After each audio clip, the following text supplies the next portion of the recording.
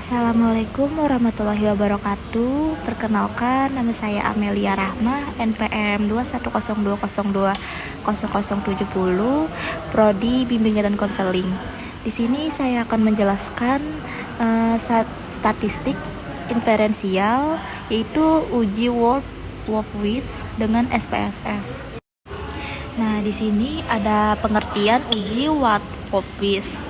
Uji Wolfowitz adalah uji beda untuk dua sampel yang tidak berkorelasi pada statistik parametrik. Uji sejenisnya misalnya Mann-Whitney test atau Kolmogorov-Smirnov ataupun median test. Uji ini sebenarnya merupakan perluasan dari uji Run atau Run test pada satu sampel non-parametrik. Apa dan bagaimana penggunaannya? Mari kita bahas bersama.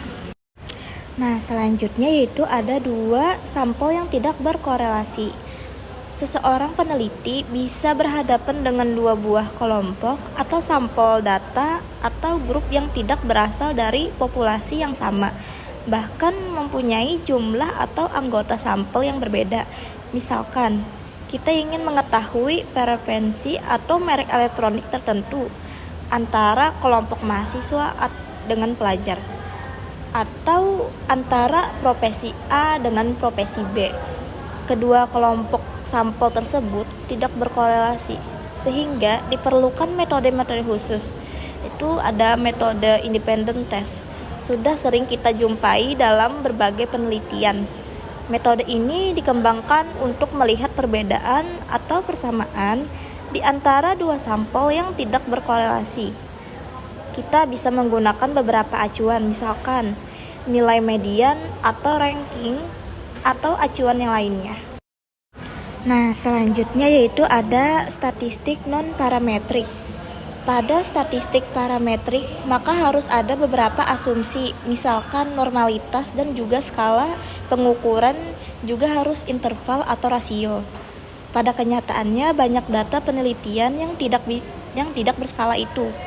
Misalnya nominal atau ordinal, atau tidak mampu memenuhi asumsi atau persyarat pada statistik parametrik. Oleh karena itu, statistik non-parametrik menjadi sangat penting ketika kita bekerja dengan data berskala nominal atau ordinal. Sebagai contoh adalah data yang bentuk biner atau data yang berskala ordinal. Beberapa metode statistik non-parametrik untuk dua sampel yang tidak berhubungan justru lebih banyak daripada metode statistik parametrik untuk dua sampel yang tidak berhubungan. Beberapa di antaranya kita bahas bersama di artikel ini. Nah, selanjutnya yaitu ada uji beda dua sampel tidak berkorelasi pada statistik non-parametrik. Ada beberapa uji beda dua sampel yang tidak berkorelasi pada statistik non-parametrik. Uji tersebut misalkan Mann-Whitney test, Kolmogorov-Smirnov, median test, dan yang akan kita bahas pada artikel ini adalah uji Wolfowitz. Masing-masing uji mempunyai perbedaan antara karakteristik sendiri-sendiri. Nah, jadi yang kita bahas pada intinya yaitu uji Wolfowitz. Uji Wolfowitz sebenarnya adalah perluasan dari Run test. Run test atau uji Run adalah uji satu sampel pada statistik non-parametrik. Konsep dari dasar Run test adalah menghitung ada berapa perubahan atau runs pada suatu distribusi data. Run dinyatakan dengan adanya perubahan atau perbedaan pada urutan data. Nilai run tersebut lalu dikonsultasikan pada tabel run, di mana jika lebih besar atau lebih kecil dari nilai tabel, maka penelitian dapat memberikan justifikasi atau distribusi data tersebut random atau tidak. Selanjutnya yaitu ada uji Wolfowitz, juga menggunakan dasar yang sama. Karena ada dua sampel, maka disusun secara berurutan. Misalnya dari nilai terendah ke tertinggi. Dua sampel tersebut dijadikan satu secara ranking atau urutan dari kecil hingga menjadi satu distribusi data saja. Dan di kolom sebelahnya diberikan kode kelompok dan kelompok 1 atau kelompok 2. Setelah itu, setiap ada perubahan kelompok berarti ada satu run. Demikian seterusnya sampai nilai terbesar. Misalnya ada data A yaitu 3, 5, 7, dan 2. Dan data B yaitu ada 4, 1, dan 8. Maka kita susun menjadi satu baris secara urut yaitu 1, 2, 3, 4, 5, 6, dan 7, dan 8. Lalu kita hitung run. Yang pertama dari 1 pada B diikut dari 2 dari A. Maka ada satu run, setelah itu dari 2 ke 3. Tidak ada run karena sama-sama berasal dari A. Setelah itu 3 ke 4 ada lagi satu run karena dari A ke B, demikian dan seterusnya.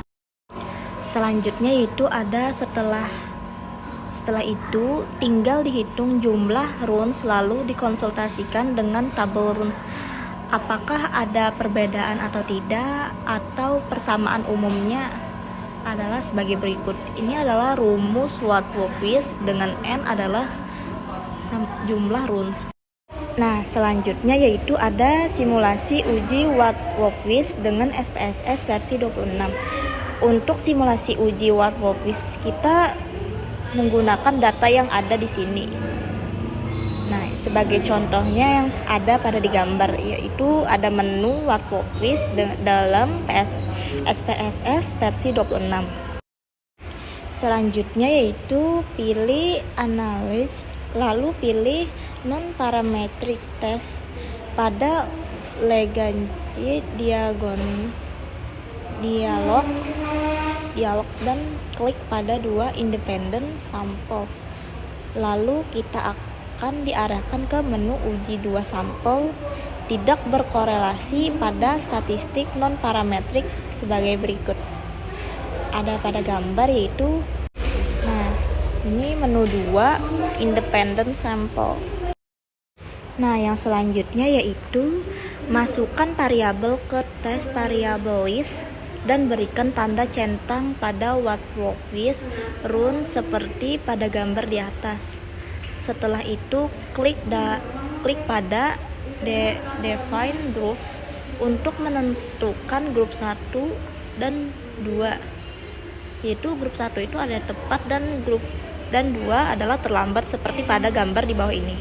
Yaitu mendefinisikan grup.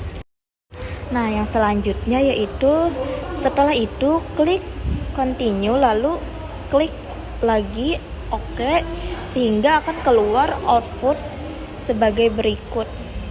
Ini adalah gambar output frekuensi.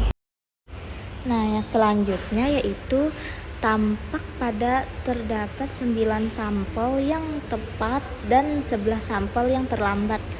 Ini hanya simulasi data saja, di mana total sampel adalah 20. Setelah itu output yang berikutnya adalah ini gambar output Watt-Walvis. Nah, jadi pada output Watt-Walvis jumlah run dapat dilihat pada kolom numbers of runs dan nilai watt pada kolom Z. Tampak bahwa nilai signifikasi pada kedua kemungkinan adalah sebesar 0,255 dan 0,605. Keduanya masih di atas 0,05, yang berarti bahwa tidak terdapat perbedaan di antara kedua kelompok 1 dan 2 atau tepat dan terlambat. Nah, jadi kesimpulannya yaitu dari berbagai metode yang ada, semuanya mempunyai karakteristik sendiri. Watt-Walvis menggunakan data ordinal, tetapi tidak bisa digunakan untuk data biner. Untuk skala interval juga bisa jika diasumsikan sebagai ordinal karena tidak memenuhi asumsi normalitas.